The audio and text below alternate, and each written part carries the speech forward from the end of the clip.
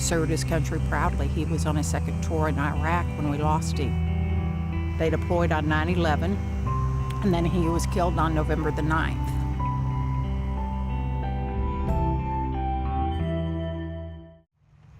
I learned about wreaths the first year they started it. My phone rang and I didn't recognize the number, but I answered it because I love to talk. Said, we're going to put a program together and we want to know if the Gold Star mothers would be interested.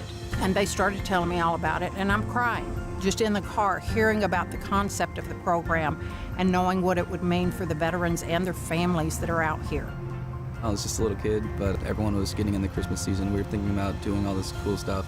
So my dad and I were on the computer watching a video of the national Wreaths Across America in Maine. At the end of the video, they make it look like they're doing this everywhere, and you can donate, and you can do it at your cemetery. And donated right then. We actually bought a wreath for my entire family. Called the cemetery right after that to find out how we do it and when it is, and we were told we don't do that here. Later in the day, he stopped me in my tracks and asked me, well, Dad, what can one person do? I said, anything you set your mind to. Why? He says, well, let's go get some wreaths. And that was the beginning. The whole movement of Wreaths Across America has grown over the 25 years, where it started with a simple gesture by a wreath maker in Maine to now it's been spread over 1,000 cemeteries doing the same thing. When we have our moment of silence here in Houston, the entire country is doing the same thing at the same time. The first year, we did 14,400 wreaths, and that was a lot. I was like, wow, that's amazing. You look at how big the whole cemetery is. Can we ever really cover the whole cemetery? And last year we did. We're a pretty good crowd that year. I'm looking forward to doing it this year as well. I just changed what my priorities were and get involved with Wreaths Across America.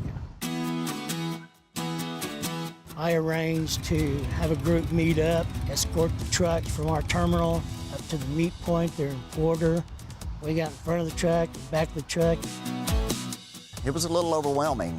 You get to the cemetery and it's even more overwhelming because you see all the people that are already here to honor these vets. Watching those trucks come in makes me cry every single year because it's just an amazing accomplishment to watch. It's something you just can't describe. You see that on the day of the ceremony because the city comes together. I mean, it was a lot of harder work than I thought it would be. There was more people out here than I could have ever imagined. When you see a child laying a wreath and saluting it, it'll make the most combat-hardened person come to their knees. You know, that's why we come out here for Wreaths Across America, because we don't want to forget. We don't want other people to forget. It's a long day, but it's well worth it to be able to come back and see everywhere these wreaths. I salute all my veteran brothers, serving and fallen. And it's great to be able to see the amount of respect and honor that these folks get nowadays. Gives me chills just talking about it. It's definitely a blessing to be out here. If you ask anyone that comes out here, there's always a reason they're out here. It's never just, I'm bored on a Saturday. Life's about paying forward. You take anything that you're given and pay forward.